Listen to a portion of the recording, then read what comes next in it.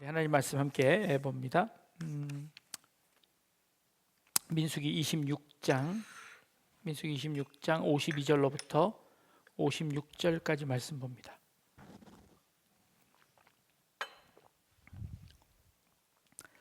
민수기 26장 52절로부터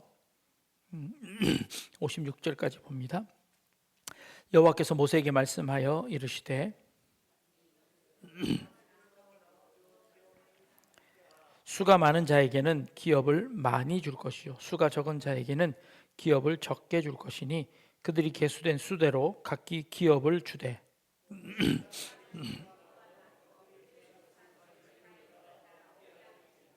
같이 읽겠습니다. 그 다소를 막론하고 그들의 기업을 제비 뽑아 나눌지니라. 아멘. 네. 지난주 제가 여기 모니터를 좀만 줄여주세요. 지난주 목사 장로 기도회가 부산 수용로교회에서 있었습니다. 약 한 3,000명 정도의 목사님과 장로님들이 모여서 함께 기도하는 아주 큰 그런 행사였습니다. 2박 3일 동안 2박 3일 동안 이루어지는 아주 큰 행사입니다. 이제 제가 장례가 있어서 중간쯤 참석하게 되었는데요. 갔더니 교회 앞에 그 교회는 아주 3,000명이 한꺼번에 들어갈 수 있는 아주 큰 교회입니다. 교회 정문 앞에 로비에 그 바깥 외부에 캐스퍼 자동차 2대가 이렇게 딱 전시되어 있는 겁니다. 이 자동차를 기도회에 참석하신 목사님과 장로님들 중에 추첨을 통해서 2분에게 자동차를 한 대씩 나누어 주겠다라고 하는 광고가 미리 나간 겁니다. 기도회 끝나고 목사님들, 장로님들이 나오면서 전부 다 그 차에 와서 안수를 한 번씩 하고 가시는 겁니다. 하나님 감사합니다. 이 차를 내게 주셔서. 이제 다들 침 바르고 간 거예요. 그리고 마지막 폐회 예배 드리는 날, 그때 폐회 예배가 다 끝나고 마지막에 추첨해서 주는 겁니다. 지금까지 기도회 중에서 폐회 예배에 가장 많은 인원이 참석해서 예배를 드렸습니다. 그 예배는 은혜로운 예배였을까요? 하나님께만 드리는 예배였을까요? 네. 목사나 장로나 공짜에는 다 힘을 못 씁니다. 지난 주일 저녁에 우리 선생님들을 위한 교사 힐링데이가 있었습니다. 선생님들에게 맛있는 저녁을 대접하고 끝난 이후에 선물을 푸짐하게 쌓아놓고 추첨을 통해서 선물을 나눠드렸습니다. 그 중에 가장 큰 선물은 뭐였냐면 로봇 청소기였습니다. 우리 선생님들이 다 기대하는 겁니다. 우리 집에 저거 꼭 필요한데, 우리 집에 저거 하나 꼭 있었으면 좋겠는데, 거기다가 또 우리 많은 성도님들이 후원해 주셔서 여러 가지 선물들, 상품권부터 시작해서 선물들이 많이 있었습니다. 추첨을 시작합니다. 선생님들의 이름을 하나씩 다 적어서 통에다 넣었습니다. 처음 추첨할 때는 10만 원짜리 상품권을 드렸습니다. 우와, 난리가 났습니다. 그 다음서부터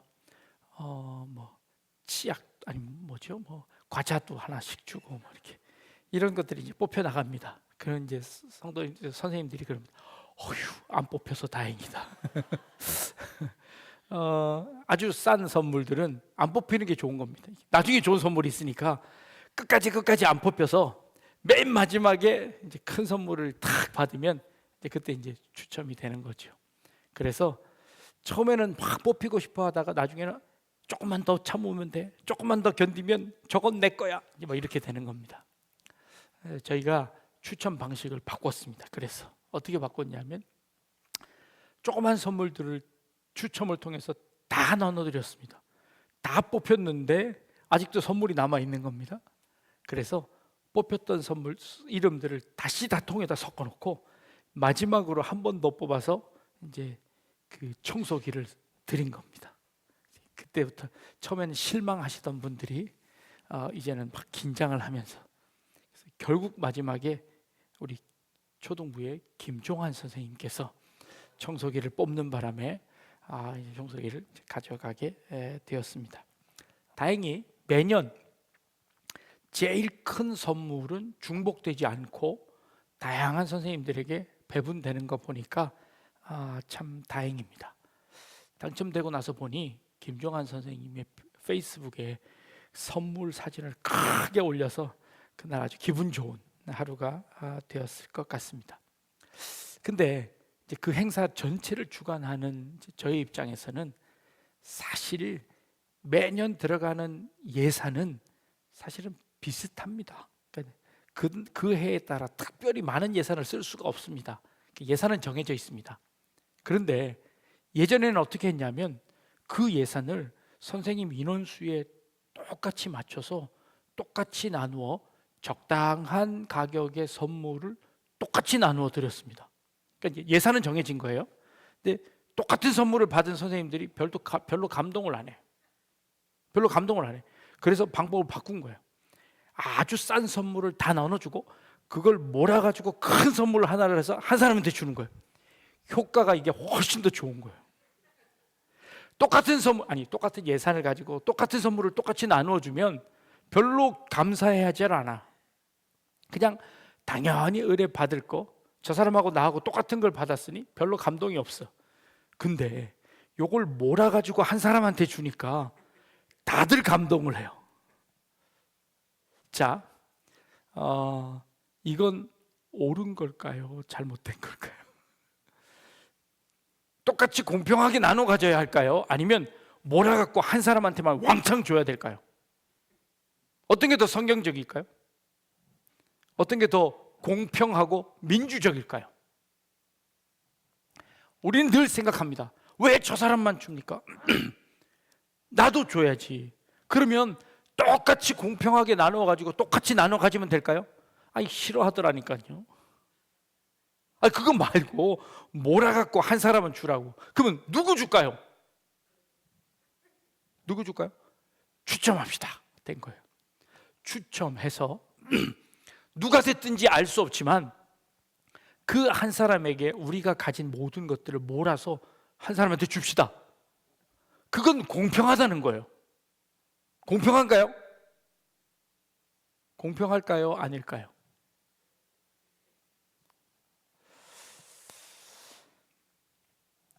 기도에 참석하러 오신 목사님과 장로님은 하나님께 기도하러 온 걸까요? 아니면 자동차가 욕심나서 온 걸까요? 그 늦은 시간까지 남아서 기다린 사람은 하나님을 정말 사랑해서 남은 걸까요? 아니면 자동차를 탈 욕심에 남은 걸까요? 아니, 교사로도 헌신하고 또 운이 좋아서 선물도 타고 그게 뭐 죄라도 되는 겁니까? 라고 말할 수도 있습니다. 오늘 우리가 읽은 본문에 하나님께서 이스라엘 백성들에게 가나안 땅을 나누어 주십니다. 근데 하나님 참 재미난 말씀을 하세요. 어떻게 하시냐면, 야, 너희들 다 12지파 다 모여가지고 제비 뽑아라. 제비 뽑아서 그 제비 뽑히는 대로 내가 그 땅 주마. 하나님 이렇게 하시는 거예요. 자, 여러분 이거 공평하고 좋은 방법인가요? 자, 우리나라 지도 그려놓고 여기는 강남, 여기는 강북, 여기는 부천. 그래서 제비 뽑아가지고 여러분이 부천 사신다면 여러분 괜찮으세요? 제비 뽑아갖고 강남 사는 사람들 여러분 배 안 아프세요? 제비 뽑아서 나누어 주는 이 하나님의 방식이 좋은 방식일까요? 여러분 다 부천 사시는 분들이라 별로 지금 속이 별로 안 좋으세요. 하나님 이왕이면 나 강남 제비 뽑아서 거기 살게 하시지 왜 여기 부천까지 와가지고 여기서 살게 하세요? 라고 생각하시나요? 자, 하나님의 말씀에 참 재미난 말씀이 있습니다. 제비를 뽑아서 주는데, 그런데 오늘 말씀 56절에 보니까 그 다 소를 막론하고 그들의 기업을 제비 뽑아 나눌지니라. 그러니까 숫자에 상관없이 제비를 뽑아라 라는 그런 말씀이에요. 그런데 53절 말씀에 보면 그 명수대로 땅을 나누어 주어 기업을 삼게 하되 수가 많은 자에게는 기업을 많이 줄 것이고 수가 적은 자에게는 기업을 적게 줄 것이고 그들의 계수된 수대로 각기 기업을 주어라 라고 말씀하십니다. 이 사건 바로 전에 무슨 사건이 있냐면 인구 조사하는 사건이 있습니다. 전쟁터에 나갈 인구를 조사하는데 어떤 지파는 몇 명이고 어떤 지파는 몇 명이고 몇 명이고 인구 조사를 다 했어요. 그리고 나서 땅을 그 숫자대로 나누어 주라고 하시는 겁니다. 자, 그러면 이 두 개가 서로 대립되는 거 아니에요? 숫자 많은 사람한테 많은 땅 주고 적은 사람한테 적은 땅 줘야 되는데 너희는 그 다소를 막론하고 제비 뽑아서 나눠줘라 라고 말씀하셨어요. 어떤 말씀이 먼저일까요? 제비 뽑는 게 먼저일까요? 아니면 인원수 많은 대로 주라는 게 먼저일까요? 자, 자녀들이 많은 집은 50평짜리 아파트를 주고 자녀가 둘 있는 집은 30평대 아파트 주고, 이 공평한가요? 그렇게 할까요? 우리 성도님들 이제 아파트 집을 다 이제 교회에다 다 갖다 놓고 인원수대로 자녀를 많이 낳은 집부터 먼저 큰 집을 먼저 주고 그 다음에 자녀가 없는 집들은 조그만 집을 주고, 그러면 공평한가요? 큰일 나죠. 큰일 날 겁니다. 큰일 날 겁니다. 지금 하나님이 뭐라고 하시냐면 그렇게 하라는 거예요. 땅을 주되 인원수가 많은 사람은 넓은 땅 가지게 하고 인원수가 적은 지파들은 조그만 땅 가지게 해라. 그런데 다른 한편으로 그 땅은 다 제비 뽑아라 라고 말씀하세요. 어떤 말씀이 더 먼저 있는 말씀일까요? 이 두 개가 다 상충되지 않나요? 성경학자들이 이 말씀을 해석할 때는 이렇게 해석합니다. 제비를 뽑는 것은 어느 지역에 살지를 제비를 뽑아라.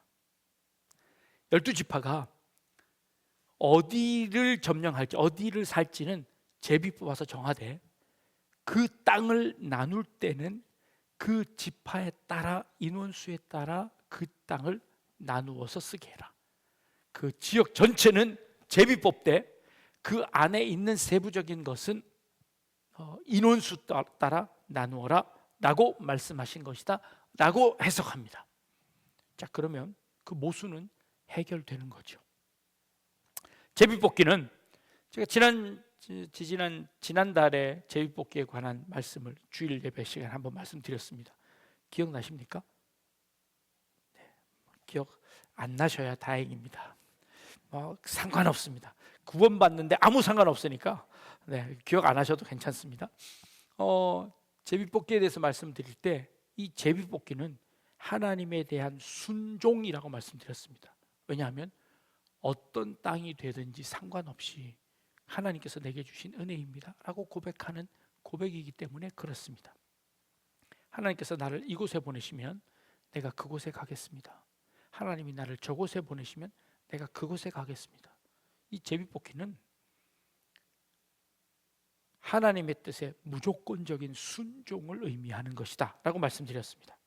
자, 제비뽑기는 하나님에 대한 전적인 신뢰와 순종을 담보하는 차원에서 하나님이 어느 곳으로 보내든 그곳에 가서 내가 정착하겠습니다 라고 하는 순종의 의미입니다. 또 다른 의미로 그곳에 가게 되면 그곳에서는 인원수에 따라 공평하게 나누어 가져라, 공의와 정의와 형평성을 나타내는 것이다 라고 말씀하시는 겁니다. 자, 그러면 이 모순의 이 충돌을 막을 수 있는 하나님의 주권과 이 공의와 정의를, 공평을 잘 조화시킬 수 있겠다라는 생각이 듭니다. 자, 그렇다면 다시 추첨은 진짜 공평한 걸까요? 추첨으로 선물 주는 거는, 추첨으로 자동차를 주는 것은 정말 공평한가요? 추첨을 하기 시작하면 늘 이런 분이 계세요. 나는 평생에 추첨해서 대본 적이 없어. 나는 기대도 안 해. 그리고 시작 전부터 초치는 분이 계세요. 꼭 그런 분이 있어요. 나 여태까지 추첨해서 한 번도 대본 적이 없어. 그러니 나는 기대도 안 해. 그러면서 시작도 하기 전부터 벌써 분위기를 확 흐려놓는 사람들이 있어요. 자기만 안 된 게 아니라 그 중에 추첨된 사람 한 사람밖에 없는 거예요. 그러니까 나머지도 다 안 되는 거예요. 그러니 초치지 마시고 그냥 기대하는 마음으로 이렇게 분위기를 맞춰주시는, 이게 잘하는 거예요. 꼭 거기서 이렇게 분위기를 흐트리는 사람들이 계셔. 원래 되는 사람은 한 사람밖에 없는 거예요. 그게 추첨이죠. 이 추첨은 그럼 과연 옳은가라는 겁니다. 꼭 몰아주기를 해야 되는 걸까? 공평하게 인원수대로 그냥 다 나눠주면 좋은 거 아닐까? 꼭 이렇게 몰아줘서 한 사람이 대박나게 하고 나머지 사람들은 그냥 다 보고 박수만 치게 하는 게, 이게 좋은 건가? 자, 인원수대로 공평하게 나눠주면 어떻게 될까요? 공산당 하자는 거죠. 공산당은 똑같이 나눠 가지자는 거잖아요. 어떤 한 사람만 더 많이 가지지 말고 우리 다 같이 공평하게 가집시다. 공산당이 그렇게 했더니 어떻게 됐어요? 다 망했어요. 다 망했어요. 그거 좋아하는 선생님들이 한 사람도 없더라니까요. 나 저 사람하고 똑같은 거 받기 싫다는 거예요. 다른 걸 받겠다는 거예요. 내가 못 받는 한이 있더라도 똑같은 거 받는 거는 싫다는 거예요. 그래서 공산당 쪽으로는 안 되겠다라는 거예요. 자, 그럼 만약에 대학을 추첨을 통해서 보낸다면 어떻게 될까요? 자, 서울대 뽑아가지고 너 서울대 가고, 너 연대 가고, 고대 가고, 이게 제비를 뽑으면 어떨까요? 큰일 날 겁니다. 내가 이렇게 공부를 열심히 했는데 내 대신 공부도 안 한 놈이 운이 좋아갖고 제비 뽑아가지고 서울대 가면 어떻게 돼요? 안 되겠죠. 그 놈이 거기 가서 버티기나 할까요? 못 버티겠죠. 근데 또 다르게 생각해 보십시오. 우리 자녀들이 고등학교 갈 때 어떻게 하나요? 제비 뽑습니다. 고등학교 갈 땐 제비 뽑습니다. 근데 아무도 말 안 하세요. 당연한 거라고 생각해요. 무슨 차이일까요?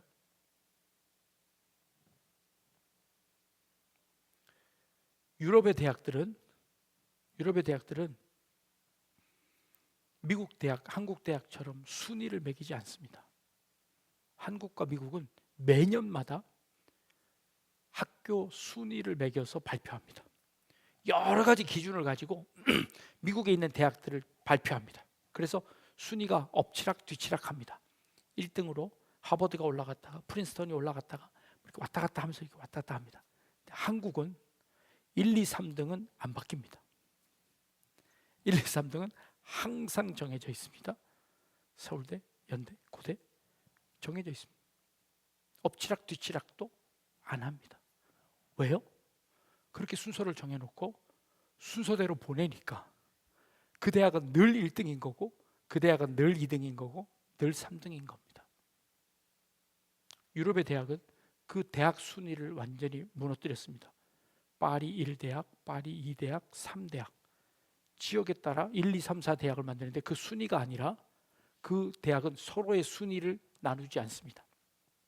물론 개중에 뛰어난 학자가 있어서 그 교수님이 있으면 그 학과가 유명해지기는 합니다. 그 과가 좋았다가 나빴다가 하는 그런 대학처럼 학교 순위가 왔다 갔다 합니다. 우리나라는 대학뿐만 아니라 그 대학 안에서 학과도 순위가 정해져 있습니다. 의대 1등, 법대 2등. 그래서 자기의 전공과 상관없이 점수가 높으면 일단 의대, 그리고 그거 못 미치면 그 다음 법대, 그리고 못 미치면 공대, 이렇게 순서가 정해져 있습니다. 그러다 보니 자기의 적성과도 상관없이 순위에 따라 학과를 정하는 그런 폐단이 생겨지게 되었습니다. 최악의 결정입니다. 그래서 우리나라의 이 대학 순위를 없애야 된다라고 강력하게 주장하시는 분들도 계십니다. 추첨을 통해서 바꿀까요? 어느 전도회에서 추첨을 통해서 회장을 뽑는 전도회가 있었습니다. 당첨! 회장하고 박수를 치면 뽑힌 사람만 제일 싫어하고 나머지 사람들은 다 박수를 칩니다. 올해는 저 사람에게 회장을 넘길 수 있겠구나 라고 생각해서 당첨되면 좋아하는 것이 아니라 안 뽑힌 사람이 좋아하는 그런 이상한 추첨을 하기도 합니다. 제비뽑기가 어떨 때는 공평하고 어떨 때는 불공평하다고 느끼는 이유가 무엇일까요? 어떨 때는 제비뽑기가 가장 공평하고 어떨 때는 제비뽑기가 말도 안 된다고 이야기할 때도 있습니다. 무슨 차이일까요? 무슨 차이일까요? 아마도 이 제비뽑기가 내가 노력했는데, 내가 수고했는데, 내가 애를 썼는데 나 대신 다른 사람이 우연히 제비 뽑아서 그걸 가져가면 참을 수 없습니다. 그런데 나도 노력을 안 했고 나도 기대를 안 했고 저 사람도 노력을 안 했으면 서로 노력하지 않은, 서로 아무것도 하지 않은 상태에서 그걸 나누어 가지는 방법으로 추첨은 굉장히 공평하다고 생각합니다. 그걸 가지기 위해서 아무런 노력을 서로 안 했는데 그걸 나눌 수 있는 방법이 없습니다. 그때는 우연히 하나를 선택해서 가지는 것에 대해서 아무도 불평하지 않습니다. 교회에서 선물을 캐스퍼를 준비했는데 그 도대체 내가 가질 거라고 생각도 안 했고 그걸 가지기 위해서 내가 어떠한 노력도 안 했는데 추첨을 통해서 줄 때는 다 공평한 상태에서 추첨을 통해서 받는다면 어떤 사람도 그것에 대해서 불공평하다고 이야기하지 않습니다. 왜요? 내가 어떠한 노력도 안 했기 때문에 나는 그것이 줘도 그만 안 줘도 그만이라고 생각하는 겁니다. 선물이 있는데 그 선물은 내가 그것을 가져도 그만 안 가져도 그만, 아니 내가 그 선물을 해서 아무 노력도 안 했기 때문에 그걸 주면 감사하지만 그걸 내가 주지 않더라도 그것에 대해서 불평하지 않겠다는 마음을 가지게 된다는 겁니다. 자, 지금 이스라엘 백성들은 어디에 있습니까? 광야에 있습니다. 40년 전쯤에 하나님께서 12지파를 뽑아가지고 그 가나안 땅 정탐하게 시켰습니다. 그때 정탐하고 왔던 그 정탐꾼들이 뭐라고 이야기합니까?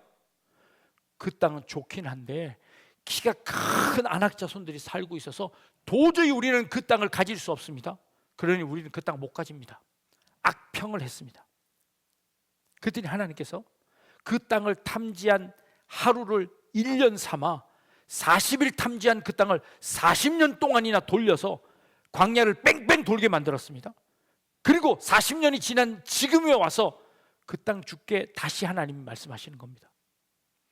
이스라엘 백성들 입장에서 그 땅 가지려고 하다가 안 된다고 말했다가 40년을 뺑뺑이 돌고 이제 40년이 지난 지금에 하나님께서 다시 그 땅 주시겠다고 약속하시는 겁니다.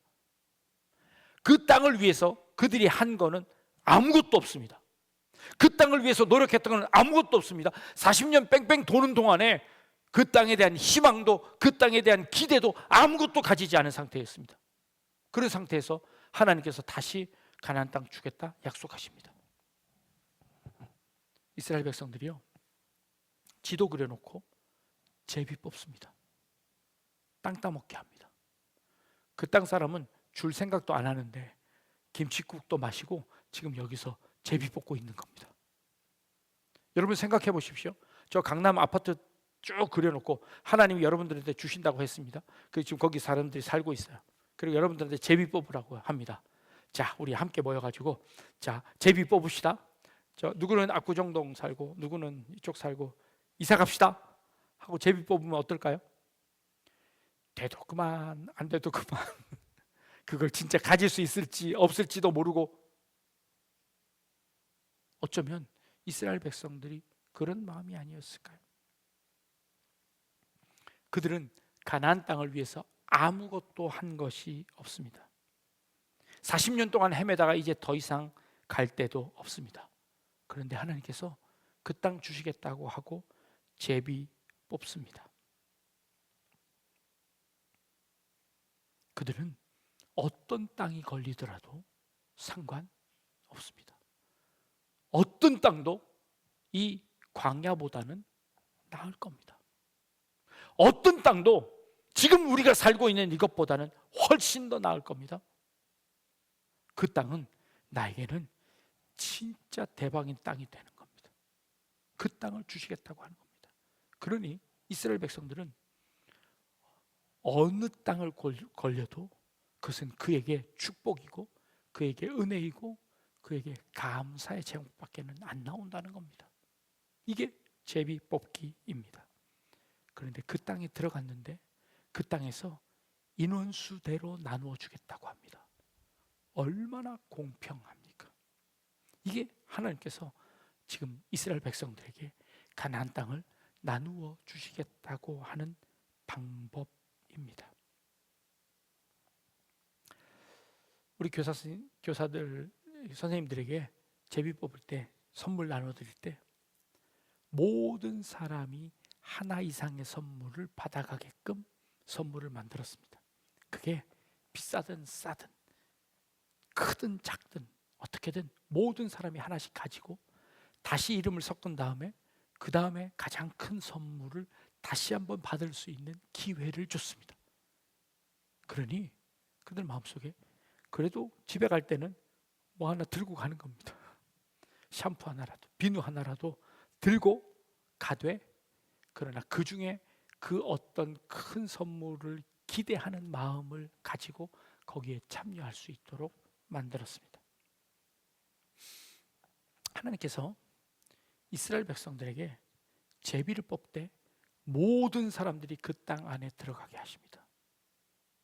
그리고 그 땅 안에서 인원수대로 받게 하십니다. 그러나 그것은 그들이 아무것도 하지 않고 그들이 어떤 노력도 하지 않은 상태에서 하나님께서 그들에게 거저 주시는 선물이었습니다. 그러니 이스라엘 백성들에게 한 사람 한 사람에게는 그게 1등 선물과도 같은 그런 선물이 아니었을까라고 생각합니다. 은혜라는 것은 내가 아무것도 하지 않았는데 그것을 추첨을 통해서 받은 겁니다.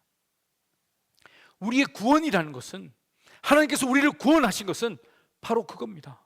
내가 구원을 위해서 아무것도 하지 않았는데, 내가 내 구원을 얻기 위해서 아무 노력도 안 했는데 어느 날 하나님께서 우리를 추첨을 통해서 뽑아내셨습니다. 그리고 너는 내 아들이다 라고 약속하셨습니다. 1등 선물을 받은 겁니다. 근데 그 1등 선물을 우리 모두가 다 공평하게 받았습니다. 내가 그 구원을 위해서 아무것도 한 것 없는데 하나님께서 나를 그렇게 구원해 주시겠다고 추첨을 뽑은 겁니다. 얼마나 감사한 일입니까? 내가 그것을 위해서 노력했다면 왜 나하고 저 사람하고 똑같이 대우합니까? 라고 이야기할 수 있습니다. 그러나 나는 아무것도 하지 않았는데 나에게 이런 큰 은혜를 주시다니요? 하고 우리는 감사할 수 있는 거죠. 우리의 노력 없이 하나님께서 제비 뽑아서 우리를 이 자리에 앉혔습니다. 여러분들은 제비 뽑아서 여기 앉아 계시는 겁니다. 어디로 보낼까 하다가 제비 뽑아가지고 약대중앙교회에 이렇게 딱 앉혀주신 거예요. 기쁘시죠? 별로 아멘이 안 나. 별로 안 기뻐. 저 강남으로 보냈어야 되는데 아니에요? 아니라니까요. 우리는 이걸 위해서 아무것도 한 것이 없는데 하나님께서 우리를 흔들어서 제비를 딱 뽑았는데 마침 약대중앙교회를 뽑혀가지고 여기에 이렇게 딱 앉아 계신 거예요. 얼마나 감사한 일이에요. 흔들어 뽑았는데 여러분들의 남편, 여러분들의 아내를 딱 뽑아주신 거예요. 에이 꽝이야. 아니 대박이 난 거예요. 한 분 진짜 대박인 것 같아요.